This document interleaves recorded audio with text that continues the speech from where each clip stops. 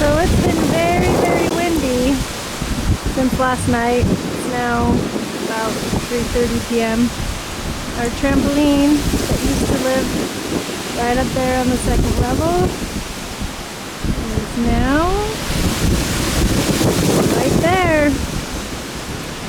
Not quite sure how it made it through the trees and over the fence. So I've been putting together all of the small engines I have, and oh my heck, it fills practically our entire backyard.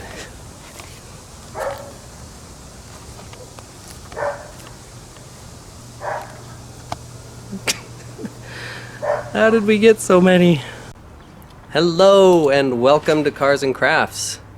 Today we're going to discuss something that plagues millions of people across our nation, and that is, why won't small engines start after being stored? In order to understand this question and the answer to it, we need to understand first how small engines work. Here is your engine. In order for an engine to work, you need air, gasoline, spark, and compression. We're going to talk about air and gasoline. Here's your gas tank. This could be anywhere on your small engine. It's where you pour the gas in. And here is your carburetor. It's connected to the intake side of the cylinder head. You have a fuel line that runs from the gas tank to your carburetor. Here's your fuel line. The fuel goes in and comes in through the float valve and fills up the bowl. And when the float reaches the top, it shuts off the float valve and the flow of fuel stops. There's a cute little air filter right here. The air comes in this way, the fuel comes in this way. It mixes. When the engine is turning, it sucks in air and fuel and mixes at the correct ratio, and then the spark plug makes it ignite. Then that combustion makes the cylinder get pushed down, creating motion for the engine to do work. So on a lawnmower, that work would be spinning that blade so that you can cut grass. On a generator, it's turning the generator around to create electricity, and so on and so forth. There's many uses for small engines. So when you store your small engine improperly, what can happen is fuel inside the bowl starts to go bad. And it usually goes bad because it has ethanol in it. Ethanol attracts water, and when you get water in here, the gas starts to go bad and starts to clog up the jets inside here, and they can't let gas and air mix. That way you don't get combustion in the engine because there's nothing to combust. Alright, so in order to help you guys visualize why small engines won't start most of the time, we're going to go ahead and take apart an ATV. Now this ATV belongs to a friend of a relative. He actually is having me work on two of them at the same time. Here they are. They're nearly identical. One's a 2005 and one's a 2006. Not sure which is which. I'd have to look closer, but that doesn't really matter. They are practically the same thing, just a year different. So we're going to be working on this one. I've already got that one running, but we're going to tear into it and see what's wrong. So when you're diagnosing a no start, just do the following. Turn the key and see if it lights up. I'm getting some lights here, so that looks pretty normal. Make sure it's on run, in neutral. Press the start button and see what happens. Okay. The choke was on. Let's try it without the choke. Nothing. Should we try to give it some gas?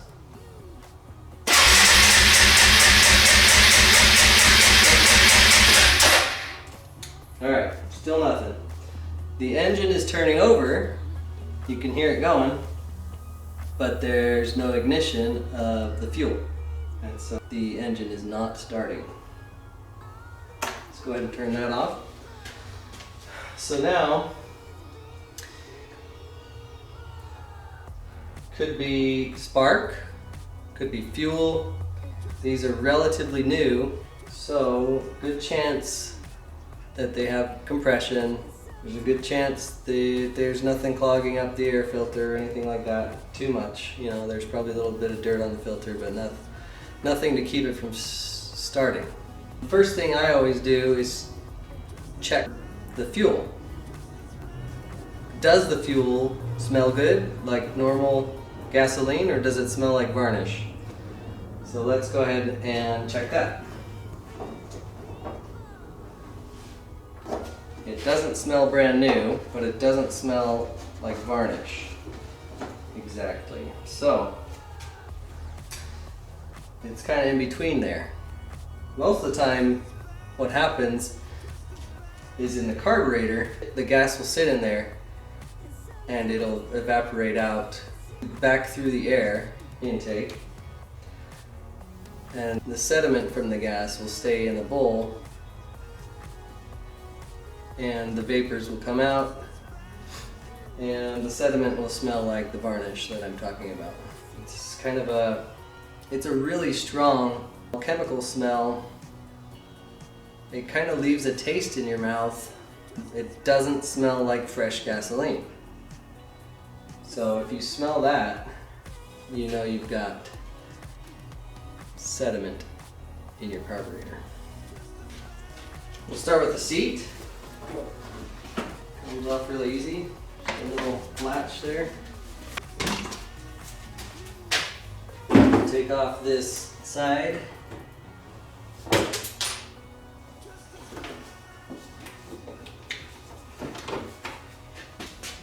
Take off the other side panel on the right side of the engine. Take off the airbox lid.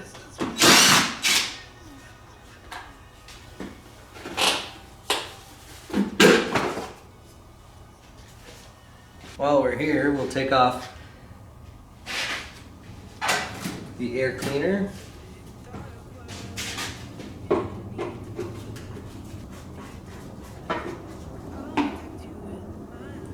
I'm already starting to smell the varnish.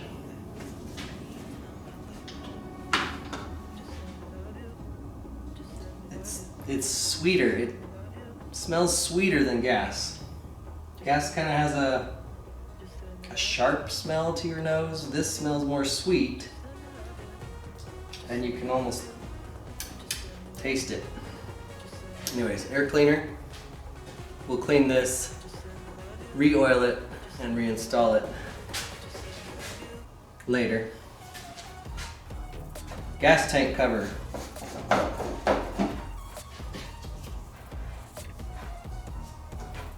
Disconnect that.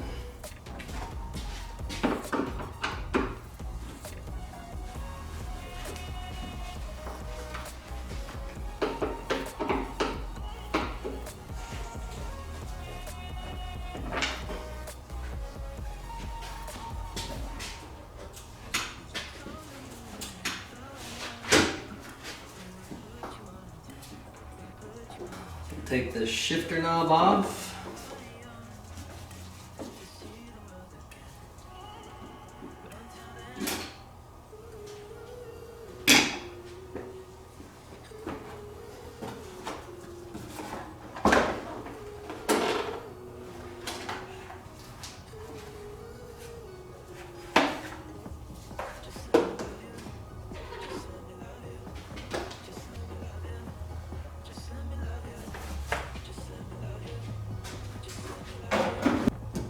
take the gas tank off.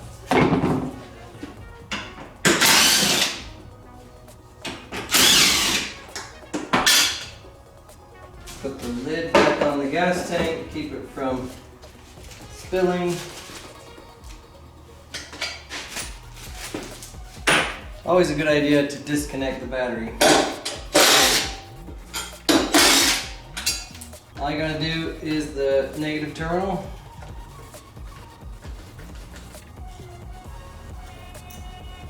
Put that screw back in so you don't lose it.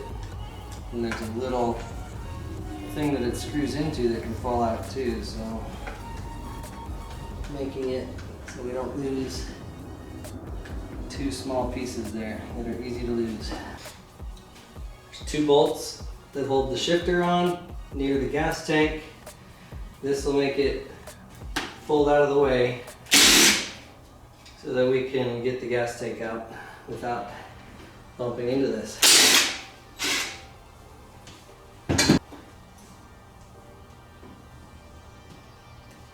There you go. Just replace these screws so we don't lose them.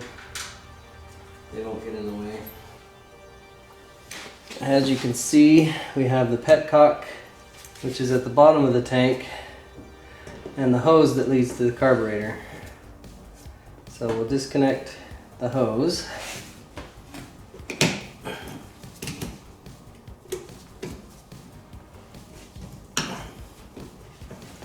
Grab and twist, and it should come off. It's gonna leak a little bit. Now there's a vacuum line on the back here, right there. What it does, when you start cranking over, or while the engine is running, that vacuum is pulling, and it allows this valve to open up and let gas out of the tank into the carburetor. We'll remove that vacuum line.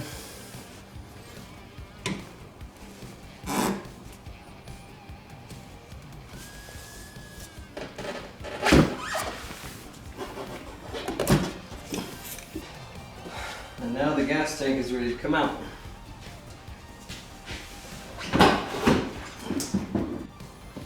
We'll go ahead and empty this gas tank while we're doing other things. It'll take a while, so what you do is you set the petcock to prime and it'll just sit there and drain. So I can smell the pungent smell of varnish coming out of this ATV. So, pretty good chance the carburetor is clogged up. So, let's get the carburetor free. So on this side, the throttle cable is connected, and on the other side, the choke is connected. So let's start with the throttle cable. It looks more difficult than it is. It's just one screw and a little nut.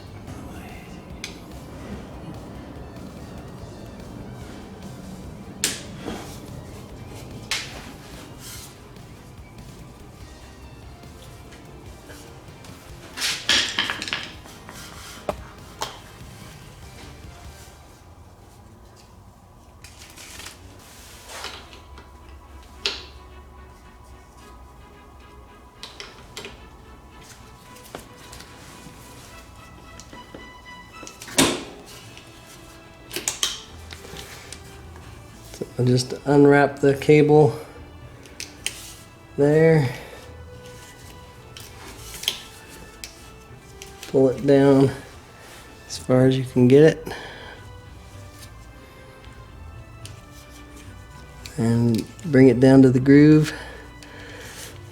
And you might need a little help with a screwdriver to pry that out.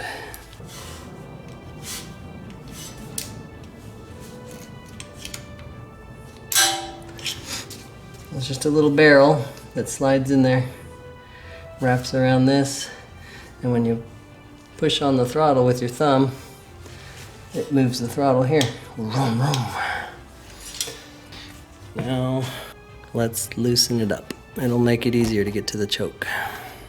Okay, so there's just 2 screws holding the carburetor on. There's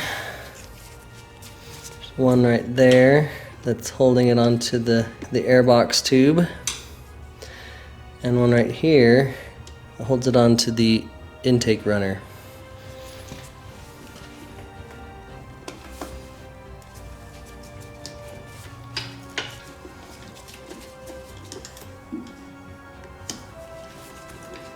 Alright, so push the airbox tube out of the way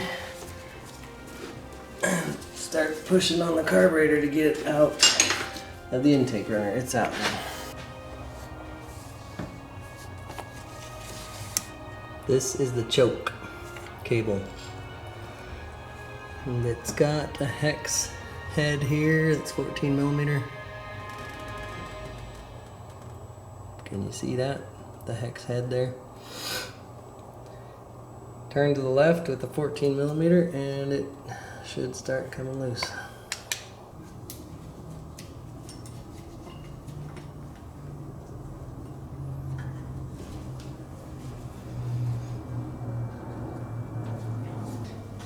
These seemed to work really well last time, so let's try it again.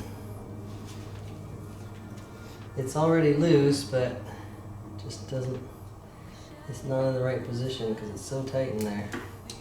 This is working. Just work slow at it. Now this hex end is just plastic, so you don't have to crank on it when you put it back together.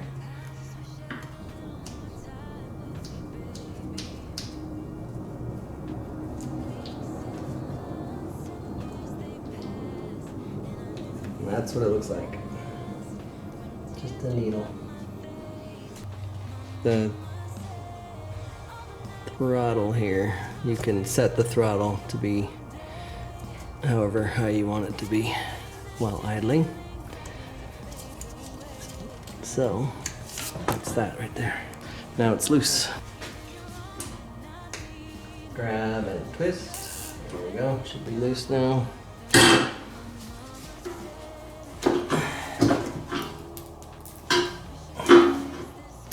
Sometimes a screwdriver helps. There we go.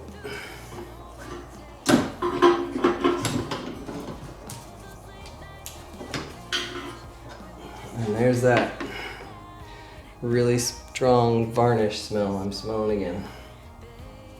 Definitely coming from there. Let's get it on the bench top and tear it down. Okay, so I've invited my wife to help me describe the smell of bad gas. And here she is. So if you would, hon, just take a sniff in that air box there. Yeah, that one right there. It kind of smells like rancid oil to me.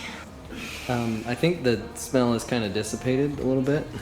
Is there bad gas somewhere else? This one here has bad gas in it. Stick your nose on that. Yeah. Oh! That smells way different than that. What does that smell like? Nail polish remover? Okay. Kind of. I don't know. So acetone? Now, Is this bad for me? Don't get get high on it. I don't know how to describe it. It definitely doesn't smell like normal gas. But So what I was saying is it kind of has a sweet smell to it, a little bit. Is that true or not? like molasses a little tiny Yeah, bit. yeah. Yeah, I can smell that. You're right. Okay. Yeah. So, good gas, everyone should know what that smells like. Oh, okay. Bad gas, kind of a sweet smell, or fingernail polish, molasses, all those weird smells put together. So let's go over a few things that will come in handy while tearing down your carburetor. We've got a little bit of gasoline. I like to put a little bit in a bowl, glass bowl, so that it doesn't melt if it's plastic. And a lid in case something goes wrong. You can just close that. Another chemical, carburetor cleaner. Love this stuff. Super good on the ethanol, cleaning ethanol gas crud out of your intake in your car and also your carburetor jets. Very thin wire. This is 28 gauge. That'll come in handy when cleaning out little crevices and holes and jets. Inside there, wrenches that you might need. I got an 8mm, I believe. That's for the biggest jet. Something pokey to kind of scrape. Toothbrush, great for scrubbing the outsides, getting all this dirt and crud off. And compressed air.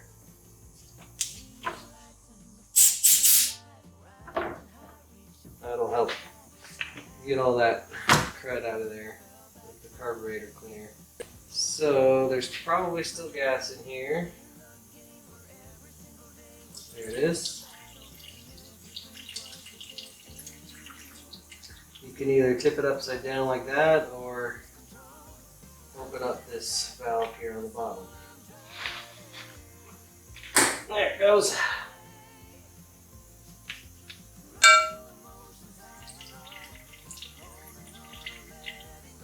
Always open up the parts of the carburetor that you don't want to get wet with carburetor cleaner. Always get those things out of the way first so they don't become saturated with carburetor cleaner and then become deformed. So there is a diaphragm inside of here. It's made out of some sort of flexible material. I don't know if it's rubber or some other man-made material. It's very flexible, black flexible substance. Don't want to get that soaked with carburetor cleaner or it'll deform it.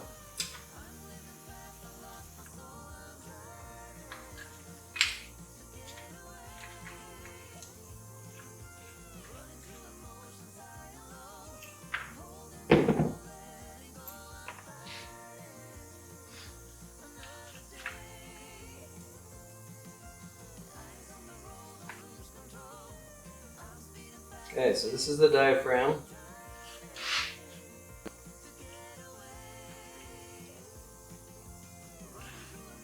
Ooh, I think we see what's going on there. Look how green and gross that is. That's all supposed to be a silver color. That's the gross gasoline that's inside there.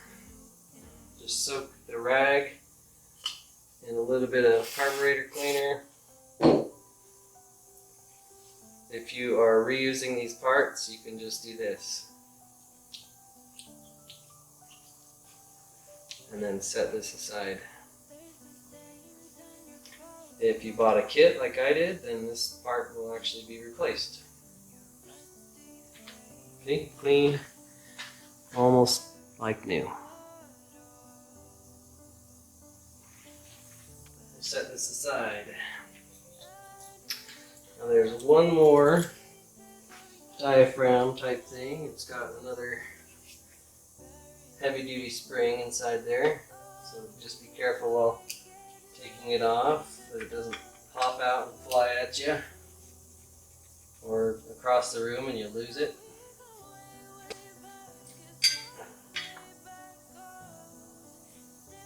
That's a lot of force there. Here's our second diaphragm, and it should pull straight out like this, and wipe it off, set it aside. Now it's ready to get wet with carburetor cleaner. So here's the top. That is the airbox side, and this is the intake runner side.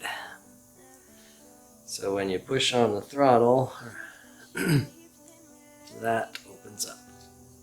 Inside the bowl here, so to keep from stripping these screws, you put a lot of downward pressure as you're twisting.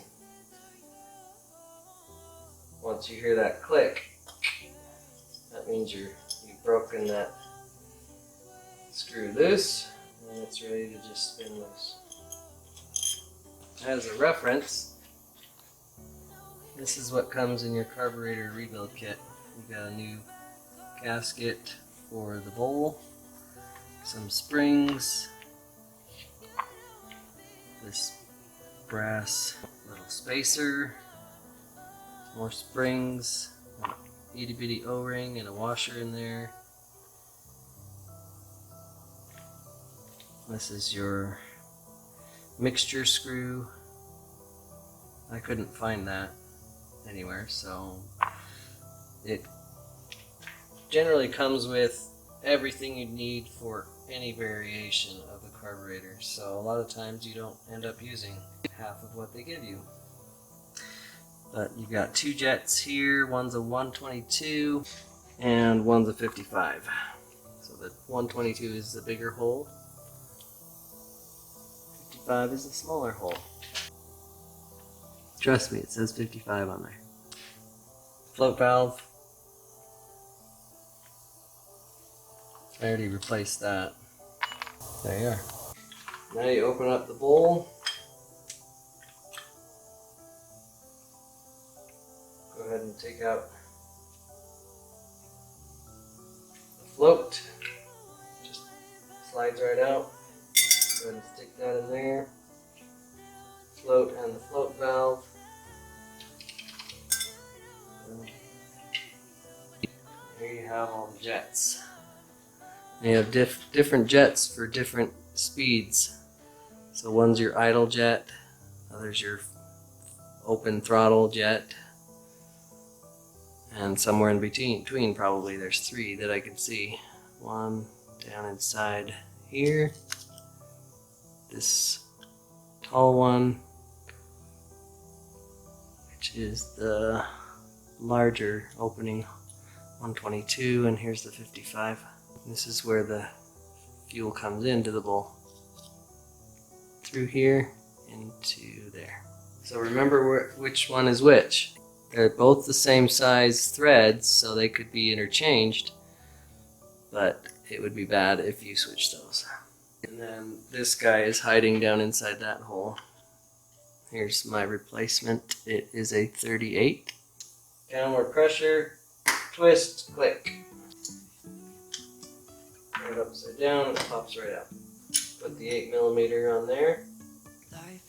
Screw on there.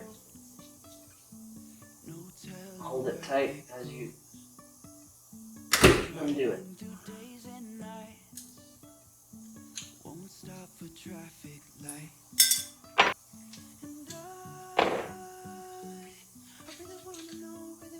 This is not replaced in the kit.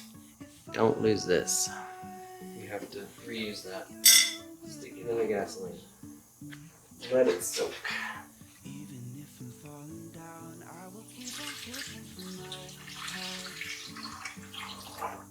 Alright, down inside there is a spacer.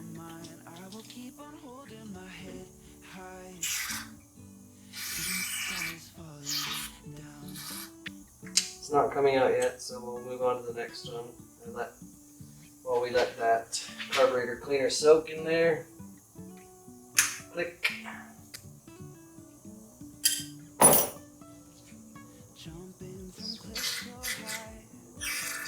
So you're supposed to be able to see right through this hole.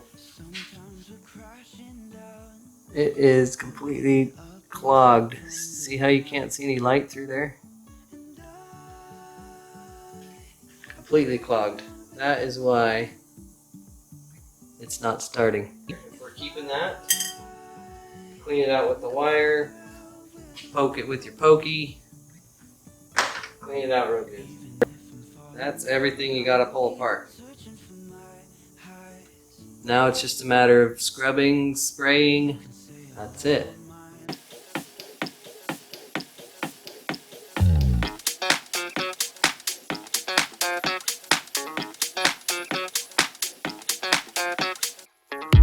I'm staring through your window, looking up at the stars, up at the stars. I'm caught inside a loop where I can get to your heart, get to your heart. Ooh, you're letting your fears take hold, let them take control, and it's making me crazy. If you could only look at me, you know how I feel, know how I feel. Oh, see how much I want it, see how bad I need it. You gotta look into my eyes. That's how much I want it, that's how bad I need it. You've gotta look into my eyes. Okay, so there you go. Carburetors all put back together. Now it's ready to go back in. Installation is opposite of taking it apart, so let's get started.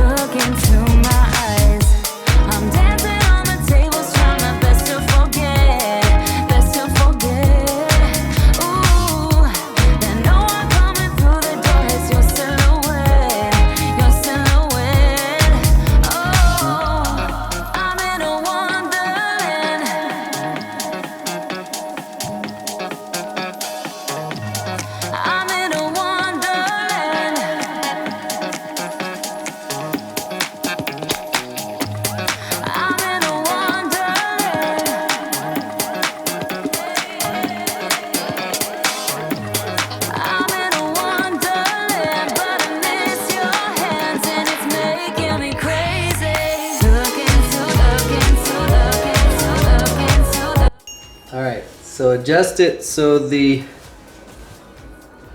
cable isn't too tight, that it's off of this screw here. This screw is adjusted on the other side. If you adjust it in, it makes the throttle higher, and that's the base idle throttle. So if you adjust it out, brings it down, lowers the throttle for a lower idle. So I just left it where it was. I haven't adjusted the idle at all, but I adjusted the cable so that it's not too loose,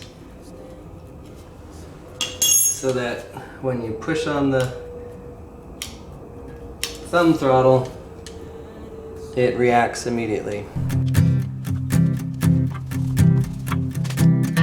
The moon is bright, let's have some fun. Oh, this is everything, with you right next to me. So alive, and tonight I'm thinking that I don't wanna go.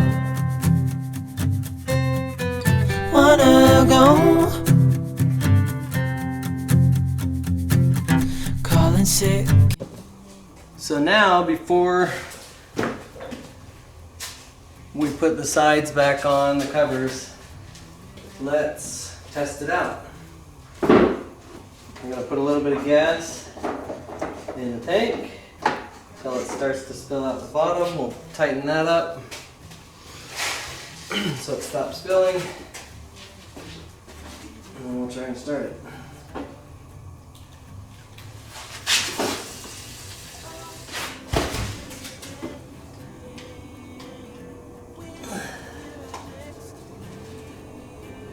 Okay.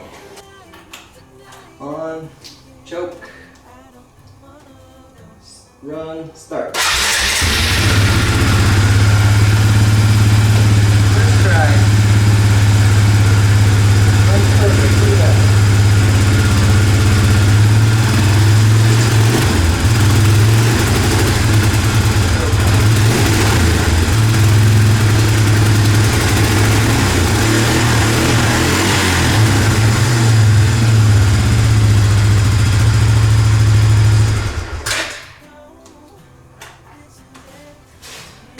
good throttle response. It's running great now.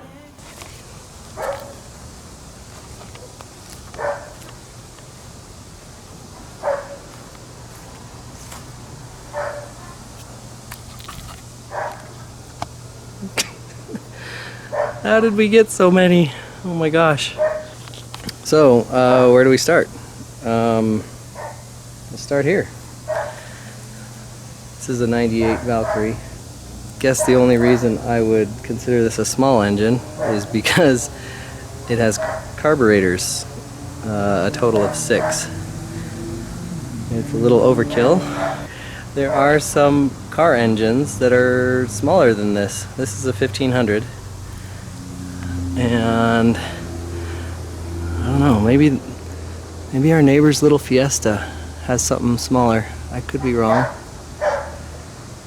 I'm guessing it's at most a 1.8, but I'm guessing it's closer to 1.4, 1.5. It's about the same size engine as that. And that's in between your legs.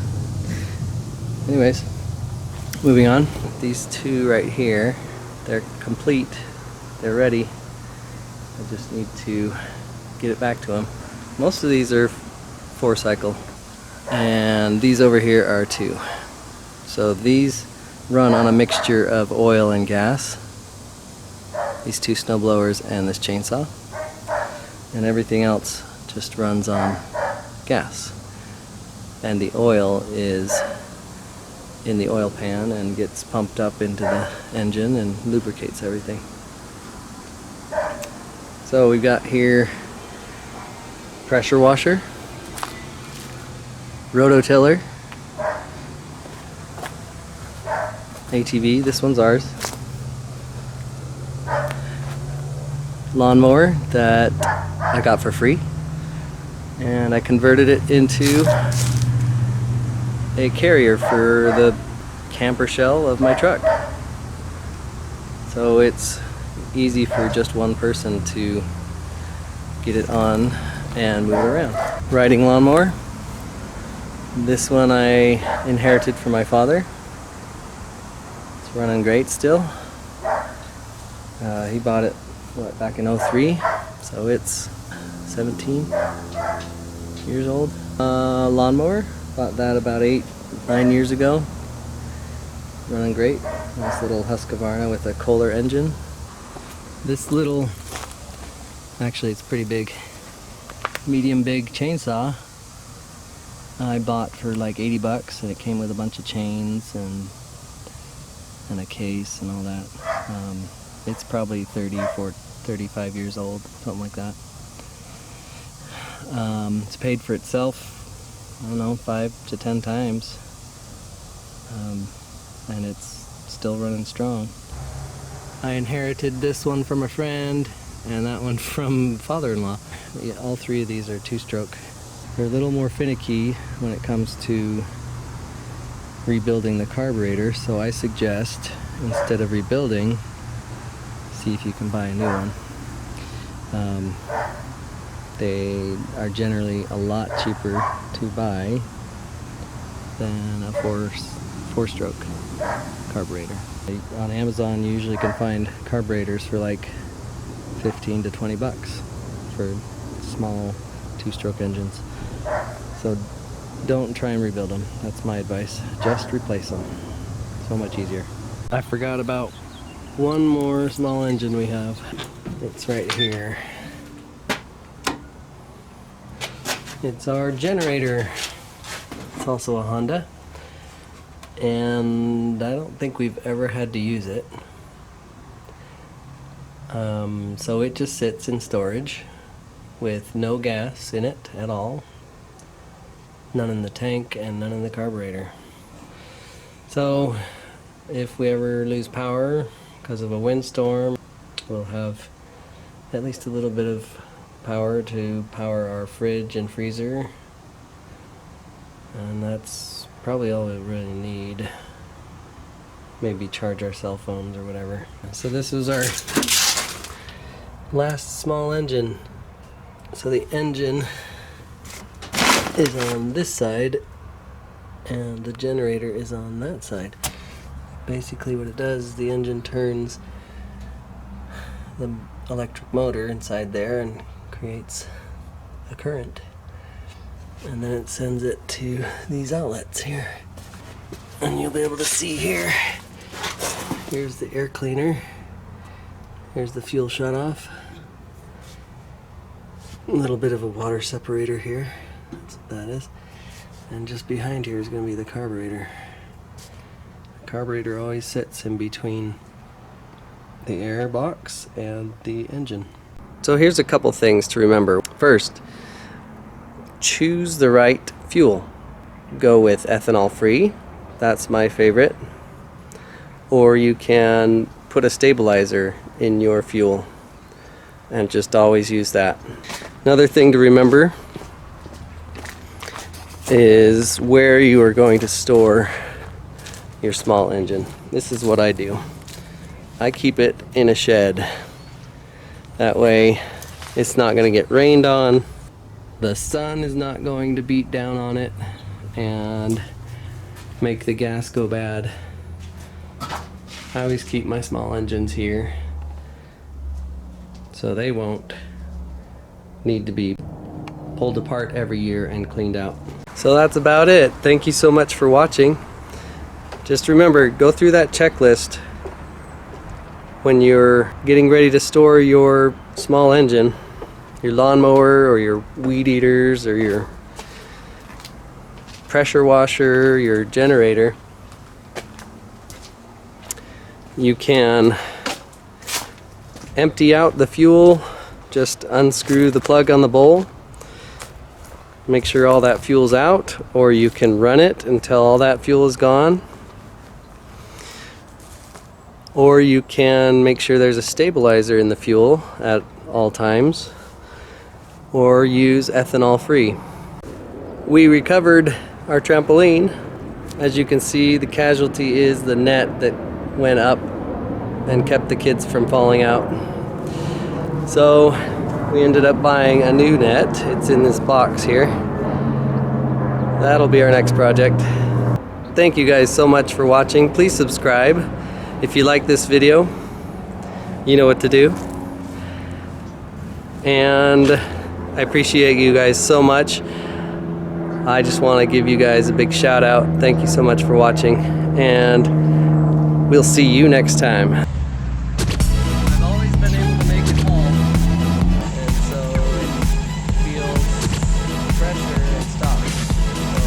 So there's not enough fuel and it can't start. So the gas and the fuel lines there.